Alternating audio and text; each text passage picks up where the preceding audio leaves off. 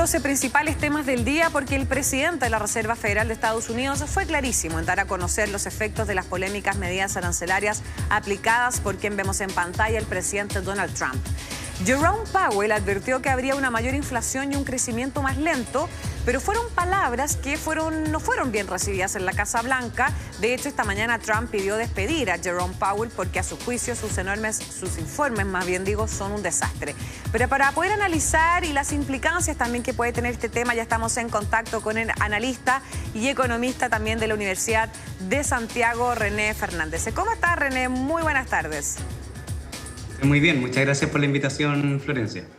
Bueno, René, primero consultarte, ¿cómo ves tú, qué implicancias puede tener, cómo lo analizas esta advertencia que realiza el presidente de la Reserva Federal, Jerome Powell, respecto a que los aranceles que está aplicando la administración de Donald Trump van a aumentar, por un lado, la inflación y por el otro lado no van a ayudar a que el crecimiento sea mayor, es decir, va a haber un crecimiento más lento? ¿Cómo lo ves tú?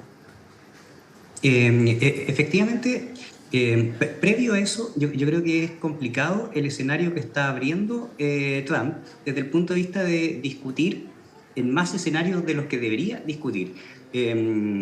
Powell y Trump son ambos republicanos, digamos.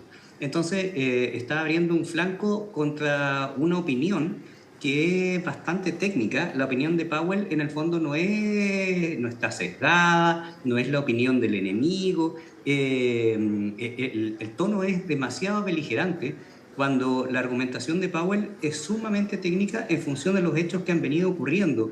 Y por lo demás, yo por lo que aprecio, la visión de Powell es bastante conservadora desde un punto de vista casi de póker, en el sentido de pago por ver, porque aún no es posible ver los reales efectos de toda esta escalada de sucesos, eventos, violencia o retrocesos, amenazas, congelamiento, amenazas por un lado, amenazas por el otro. En ese sentido, la visión y la propuesta de Powell es bastante prudente. Yo creo que no amerita una respuesta tan beligerante por parte de Donald Trump. Y en ese sentido, René, ¿qué te parece a ti, como experto también en el tema, economista, todo, de que además Donald Trump esté pidiendo que lo despidan porque dicen que sus informes son un desastre? Es decir, de alguna manera está como intentando atentar también contra la independencia de la Reserva Federal. Es decir, si no existe un presidente que avale todas las medidas arancelarias o las medidas económicas que intenta aplicar un presidente, ¿lo van a despedir? Es como que no es proactivo tampoco para que sea un mayor crecimiento o que avance de una manera responsable también la economía del país, ¿no? Exactamente. Recordemos en el fondo un episodio medianamente reciente. En el 2020, en el fondo, el Ejecutivo aprobaba, y particularmente el Legislativo lo promovía mucho más, los retiros. En una suerte de necesidades de las personas, pero también con algún fin político. Y por otro lado, el Banco Central tenía una discusión contra aquello. Recordemos a Marcel en ese rol. Y aun cuando el Banco Central, la Fed en este caso, y el Ejecutivo o Legislativo pueden tener intereses contrapuestos, la forma de discutir esos intereses contrapuestos debe mantener las formas. Y aquí yo creo que se están sobrepasando. No se puede pedir la renuncia, en el fondo, ante la menor ligereza de diferencia de opiniones. Y lo más complejo es que Trump lo advirtió hace algún tiempo. Yo creo que ahí hay un error, además. Voy a obligar, los términos son casi textuales, voy a obligar a la Fed a hacer lo que él ahora está obligando a hacer. Entonces, y amenazando. Él lo señaló así. Entonces yo creo que se abre flancos y dudo que vayan a terminar de muy buena forma si siguen en este tono, Leo. Ahora, René, hablando también algo de que nos involucra también a nosotros, ya se llevó a cabo podríamos decir, el primer encuentro, el primer cara a cara también entre la delegación chilena y también la delegación, podríamos decir, delegación de Estados Unidos, tras la imposición de este arancel del 10% a nuestra economía. ¿Cómo lo ves tú? ¿Es un buen approach, considerando que son varios los países que están solicitando también distintos tipos de reuniones con la administración de Donald Trump para poder discutir y negociar sobre todo estos altos aranceles, ¿no? Exactamente, yo creo que Chile ha hecho lo que se debe hacer y lamentablemente en la negociación no hay certezas porque la contraparte ha tenido un zigzaguear que es complejo de predecir. Entonces, en ese sentido, Chile ha hecho lo que tenía que hacer.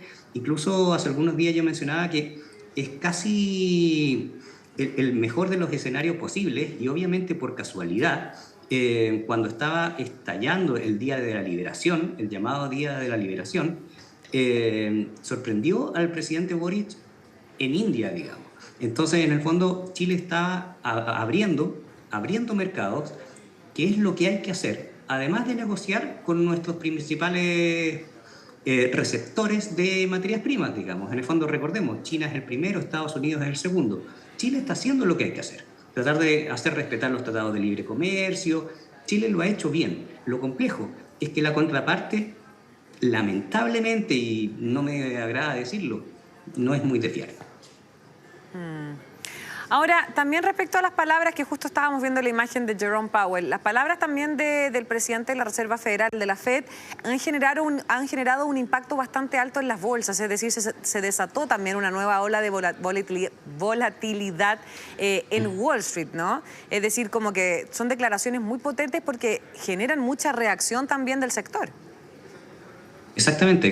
Los inversores siempre se ponen en el peor de los escenarios, como cuando fue el Día de la Liberación, el mundo asumió que este escenario era catastrófico y luego de ello hubo algo de recuperación. Y cuando hubo un congelamiento, las bolsas en el fondo reaccionaron eufóricas, que bueno, esto parece que era solo un bluff, digamos. Entonces, desde ese punto de vista, los inversionistas reaccionan y sobrereaccionan muchas veces, pero lo importante es apreciar los días siguientes con la información que va a seguir en el fondo generándose. Ahora, el pedir la renuncia, en el fondo justamente no es una medida que genere tranquilidad en los mercados. Sin embargo, lo que ya es un escenario que uno no esperaría, pero quizás tiene que ver también con una suerte de rol especulador dentro de los inversionistas representados por Donald Trump también. Entonces, en el fondo, todo lo que se perdió en algún momento lo recuperamos en la euforia de días después y quizás ganemos más. Entonces, ya los límites en el fondo entre una intención política y una especulación financiera a través del poder político están bastante delgados, digamos.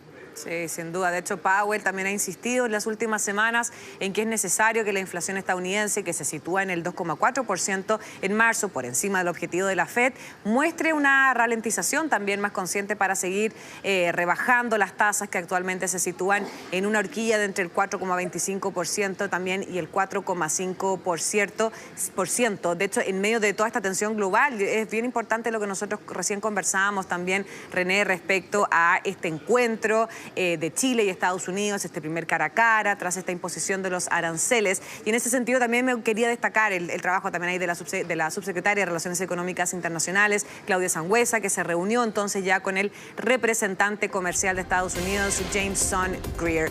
René, te quiero agradecer muchísimo por esta interesante conversación.